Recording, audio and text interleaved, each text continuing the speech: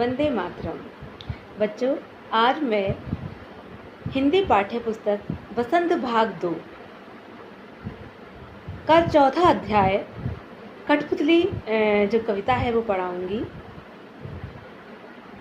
बच्चों, आपने कभी कठपुतली देखी है जिसको कलाकार धागों से बांधकर नचाता है? राजस्थान में ये बहुत लोकप्रिय नृत्य है, पपेट शो, जिसमें धागों से बांधकर कलाकार उस कठपुतली को नचाता है। यहाँ पाठ के माध्यम से जो इस कविता के कवि हैं भवानी प्रसाद मिश्र, उन्होंने स्वतंत्रता का महत्व प्रतिपादित किया है। जैसा कि हम इसी पुस्तक के प्रथम अध्याय हम पंछी उन्मुक्त गगन के पाठ में भी पढ़ चुके हैं कि कैसे शिव मंगल सिंह सुमन जी ने पक्षी के माध्यम से स्वतंत्रता का महत्व प्रतिपादित किया था। तो इसमें एक कठपुतली जो कि धागों से बंधी हुई है, तो वो अपने स्वतंत्र होने की इच्छा प्रकट करती है और किस प्रकार अन्य कठपुतलियाँ भी उसके इस कार्य में सहयोग करती हैं, यही इस पाठ में बताया गया है। तो जो इस कविता की पंक्तियाँ हैं वो मैं आपको बताती हूँ। कठपुतली गुस्से से उबली, बोली, ये धागे क्यों हैं मेरे पीछे आगे, इन्हें तोड़ दो, मुझे मेरे पाँव पर छोड़ दो।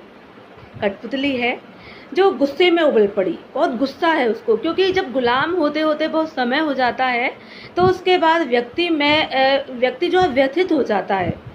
उसके अंदर स्वाभिमान की भावना जागृत होती है, स्वतंत्र होने की भावना जागृत होती है। वो देखती है कि मनुष्य स्वयं तो स्वतंत्र है लेकिन दूसरों को बंधन में डालकर रखना चाहता है। तो ऐसे ही कठपुतली के माध्यम से इसमें बताया गया है कि कैसे एक कठपुतली को बहुत तेज गुस्सा आया, गुस्से से उबली, गुस्से में उबलना मुहावरा है, ये बहुत अत्यधिक क्रोधित हो जाना।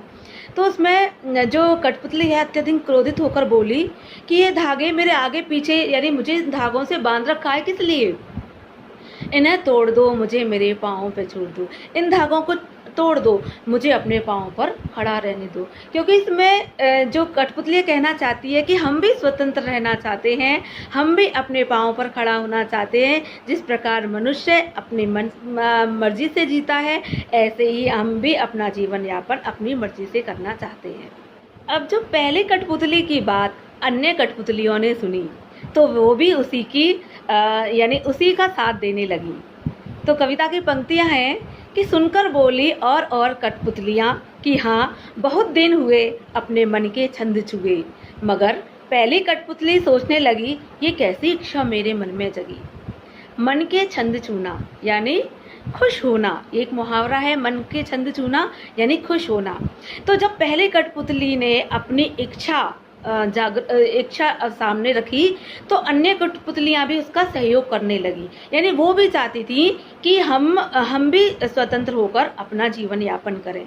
जैसे कि समाज में जब समाज में जड़ता आ जाती है, सभी व्यक्ति जैसी भी परिस्थितियां हों उसमें जीते रहते हैं, तब कोई ना कोई वर्ग समाज का उठ खड़ा होता है, कोई ना कोई व्यक्ति समाज का उठ खड़ा होता है, क्योंकि उसके मन में समाज में परिवर्तन लाने की भावना होती है। तो ऐसे ही कवि जो है, कवि लेखक ही होते हैं, ये अपनी कलम के माध्यम से समाज को जागृत करते हैं। तो यहाँ कवि भवानी प्रसाद मिश्र ने अपनी कलम के माध्यम से और एक कठपुतली को माध्यम बनाकर स्वतंत्रता का महत्व बताया है।